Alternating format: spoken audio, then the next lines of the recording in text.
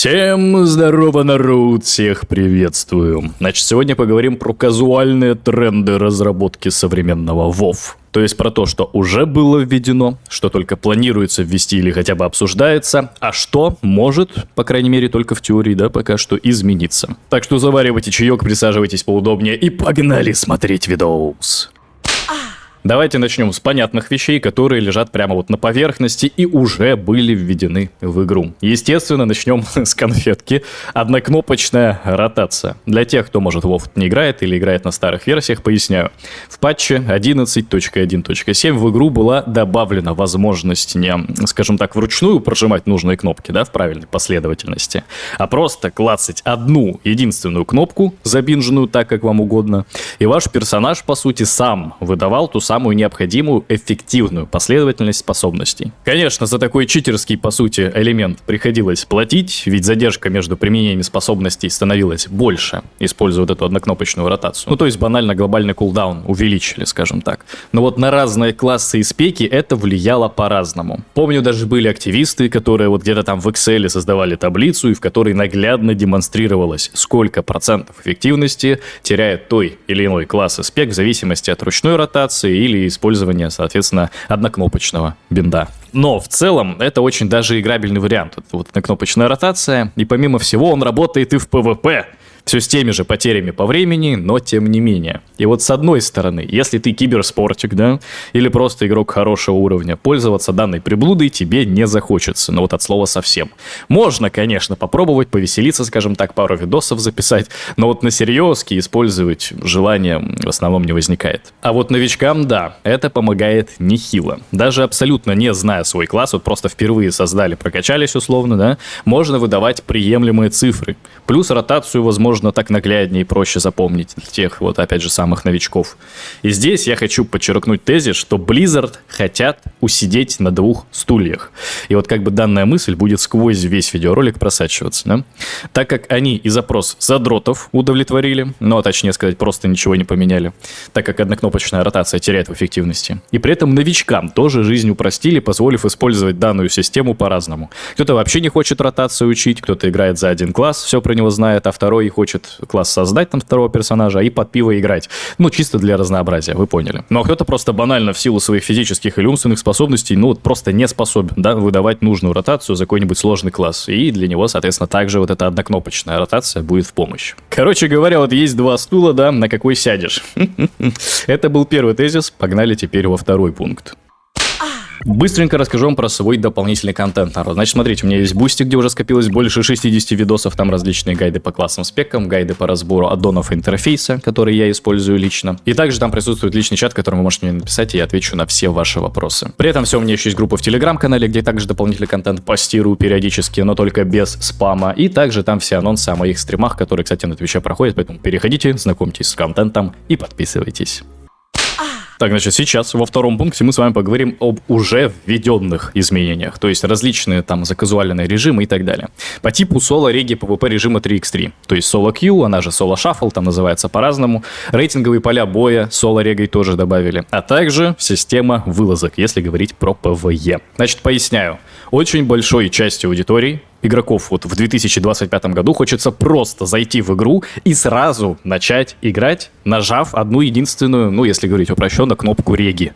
То есть существует очень объемный и валидный с точки зрения разработчиков запрос на соло-гейминг. Да, в игре жанра MMORPG, который изначально подразумевает огромную социальную часть. Но тем не менее, есть огромный пласт игроков, которые по разным причинам, ну вот не хотят искать себе тиммейтов для режима 3x3 в PvP, например. Не хотят вот они собирать сетапы по эффективности, а-ля там Рога Маг Прист или джангл сетапы с хантами и друидами. Вот не хотят они сидеть в Дискорде, играть по связи и так далее. Вот просто банально под пиво хотят кнопочку нажать. Вот условно как в доте, ты же там себе тиммейтов не подбираешь, хотя такая возможность есть. В основном, ну вот масса игроков, да, они регают именно соло. Понятное дело, у этого есть последствия. То, что тебе подбирают рандомов, они могут быть как и киберспортсменами, так и полными вообще там бездарями, которых там, я не знаю, аккаунт купили и все. И это как бы, да, минус, но все равно просто возможность соло реги перебивает все вообще возможные минусы, которые, казалось бы, очень существенны. Возвращаясь к Вову, вот про рейтинговые поля боя тоже можно поговорить. поговорить, ситуация еще более наглядная. Раньше в основном рейтинговые поля боя регали, да, в гильдии,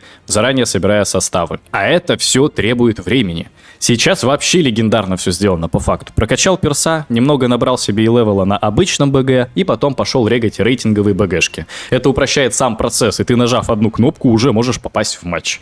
Да, понятное дело, подождав иногда полчасика или даже больше, но тем не менее. Это же еще и упрощает фарм необходимой валюты, а именно рейтинговых очков арены. Теперь не обязательно регать 3x3 примейдом в синем шмоте, да, можно предварительно апнуть себе хайгир в фановых, скажем так, режимах. И если честно, я здесь минусов не вижу. Соло-рейтинговые поля боя вообще бывает максимально приятно побегать, когда с одной стороны есть настрой потыкать кнопочки, но с другой стороны вот прямо сидеть, потеть на 100% скилла не хочется. На обычном БГ играть в разы скучнее. Там половина игроков занимается хуй пойми чем, там бегают, просто, я не знаю, карту изучают, скажем так. А вот как только человеку добавили возможность получить или потерять циферки, это как раз-таки придает ту самую мотивацию не просто поиграть, да, а хоть как-то побегать и попотеть на победу. Да и при получении определенного рейтинга уже пропадают раздетые типы, что в твоей команде, что и у противника. Короче, прикольный режим, ставлю однозначный лайк. При этом, повторюсь, себе здесь не нужно собирать команду вручную, да, матч ищется просто по нажатию одной кнопки. И здесь я снова возвращаюсь к тезису о двух стульях. Близы не забрали у потничей их режимы и награды, так как вот, допустим, гладиатора и маунта дают только за рейтинг именно в примейдовом режиме 3x3. Я здесь, кстати, могу не располагать прям самой актуальной информацией, но вроде как за всю историю было именно так вот сделано, но если что, поправьте меня, да, я могу здесь ошибаться. Все еще много игроков достаточно рассчитывает на игру конкретно в рамках меты, с конкретными сетапами и конкретными тиммейтами по связи и так далее. Ну и вторая часть аудитории становится все больше. Я бы сказал, что она уже даже превалирует. Я вот когда себе тиммейтов искал на сезон, допустим, писал игрокам, с которыми, ну, отыгрывал в прошлых дополнениях и так далее. Там в списке друзей просто находил чувачков. И все чаще мне отвечали что-то по типу: да я вот думаю не играть 3x3 в этом сезоне. Хочу просто зачилиться и регать соло-шафлы. И я их понимаю. Ну просто реально, как бы вот режим больше фановый, да, этот соло-шаффл. Рейтинг в нем поднимается не сколько винрейтом, да, сколько суммарным количеством отыгранных раундов в принципе. Ну типа там можно иметь винрейт чуть больше 50% и при этом быть в топе по рейтингу, если у тебя, ну там, я не знаю, по 1000 игр. Но данный режим предоставляет и множество плюсов. Ну как минимум ты можешь играть за любой класс и любой спек. Вспоминаем лобби с танками вместо хилов. Это, конечно, мем, но опять же, это невероятно увеличивает удовольствие от игры. Просто если условный энг-шаман не в мете для брикетов 3x3 примейдовых, да, и играя за него ты физически не сможешь подняться выше примерных 2000, так как дальше будут попадаться только самые метовые сетапы, в режиме соло-шаффл это вообще всем фиолетово. Да, там тоже есть своя мета, условно, но там ты соревнуешься именно между такими же игроками, как ты, в рамках своего спека. Из-за рандомного подбора классов и перемешивая составы вот в рамках 6 раундов, играть можно за любой класс спека абсолютно. Правда, как по мне, 6 раундов это неправильно по двум причинам. Значит, первое, я считаю, это одной из причин такой долгой реги режима. Всегда нужно набирать 2 хила на лобби, это вы знаете. И вот когда в рамках этого одного лобби хилов, скажем так, бронируют, да, на целых 6 раундов, которые на самом-то деле могут очень долго длиться, там от получаса, допустим, в это время они пропадают из пула очереди. Короче, если бы шаффл был реализован по одному раунду, как на условных там пиратках Лича по 3-3-5, да, рега была бы гораздо быстрее, так как хилы не привязывались бы так надолго в рамках одного лобби. Значит, вторая причина. Я считаю, что большое количество раундов не позволяет вам удивлять противников. Вот у вас есть, допустим, коронный прием. Скажем, играя за ВВ-монаха, я могу подкидывать кругом мира к себе противников, ломая их позиционку и затем выдавая стан не по одному, двум, да, противникам, а сразу, допустим, по всем 3 оппонентам. И вот я сделаю так в первом раунде, сделаю так и во втором, а уже начиная с 3-го раунда никто не будет подставляться таким образом. Следовательно, я потерял своей эффективности чисто из-за того, что у противника было целых 2 раунда прочувствовать мой гейм-стайл. Ну, короче, свои плюсы, свои минусы, но самое главное здесь это возможность соло-реги все-таки. Не просто же так соло-шаффл стал самым популярным PvP-режимом еще в Dragonfly, когда был релизнут в патче 10.0.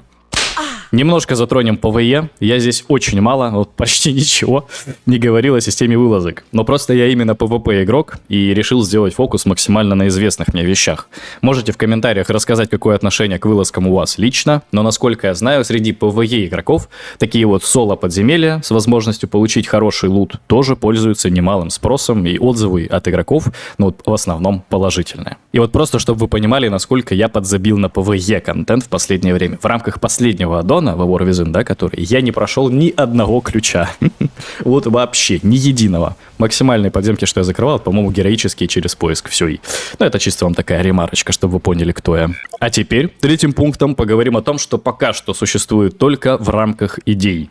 Из самого интересного это соло рега для мифик плюс подземелий. Как по мне, Blizzard могут здесь отработать в рамках их излюбленной стратегии. Опять же, усидеть на двух стульях. А именно, ни в коем случае не убирать возможность бегать ключи примейдами для потничей, у которых уже там, я не знаю, мета головного мозга, да? Ну вот знаете, это самая каста игроков, которые подбирают себе пачку исключительно из самых метовых классов и спеков по максимальному значению цифр Рио. Чтобы вы понимали, даже я, вот человек, который ни одного, да, ключа не закрыл в рамках прошлого аддона, даже я знаю эти бесчисленные мемы вокруг такой вот ситуации с метой. Так вот, для потничей остается возможность собирать примейды, очевидно, но при этом параллельно появляется возможность регнуть поиск случайных мифик плюс подземелий. Как по мне, это просто необходимая мера, и рано или поздно к такому упрощению все движется. Ведь закрыть условно 10-й ключ, сейчас же максимальная награда выдается именно за 10-й ключ, да, а выше смысла именно ради награды, а паца нет. Подскажите здесь, кто шарит, пожи, могу ошибаться. Так вот, можно любым классом и спеком закрыть этот самый 10-й ключ. Вот абсолютно любым, здесь мета не нужна. Так почему бы и не добавить поиск случайных подземелий, да, мне кажется, тут все прямо напрашивается. Здесь не придется собирать команду вручную, не придется подстраиваться под мету, можно будет регать за кого угодно, и при этом потничи также не будут в обиде. Да и в целом, если говорить про Blizzard, то они в принципе двигаются в сторону упрощений. Судя вот по их анонсам на изменение диминишинга, знаете, да, что теперь будет только 2 однотипных контроля работать, а не 3. Их фишка на отказ от аддонов и встраивание их в интерфейс игры, на упрощение классов, ну, с точки зрения пересмотра механик постоянных проков, там, на отслеживание для некоторых классов и так далее. Здесь можно прямо глубоко копать, но вот не будем сильно углубляться, да? Плюс, если раньше было полное отрицание планов на импортирование WoW на консоли, сейчас уже разрабы не так категоричны, и ответы сыпятся все чаще в стиле «ну, мы поживем и увидим». Я думаю, только ленивый не записал видеоролик о теме того, что вот Blizzard готовят импортировать WoW на консоли. Ну, по крайней мере, работают в этом направлении, понятное дело, это еще не скоро будет достигнуто, но в принципе такая тенденция как будто бы есть. В общем, суммарно все эти факторы как минимум могут заставить задуматься о тенденциях в дальнейшей разработке. Не мне судить, понятное дело, хорошо или плохо это повлияет на WoW, но как будто в 2025 году среднему игроку, молодой крови, скажем так, хотелось бы поменьше душных механик и побольше скорости во всех аспектах. Все-таки зумерков сейчас ну прямо надо умаслить. Сильный социальный фактор — это уже давно не про актуальный WoW. Все больше механик появляется для комфортного соло гейминга, для комфортной соло игры. Ну и вот такие вот дела. Значит, пишите ваше мнение по данному поводу, народ. Все почитаем, во всем будем разбираться. Ну а я же на этом видео завершаю. Желаю вам прогрессии в PvP, в PvE. Всем удачи и всем пока!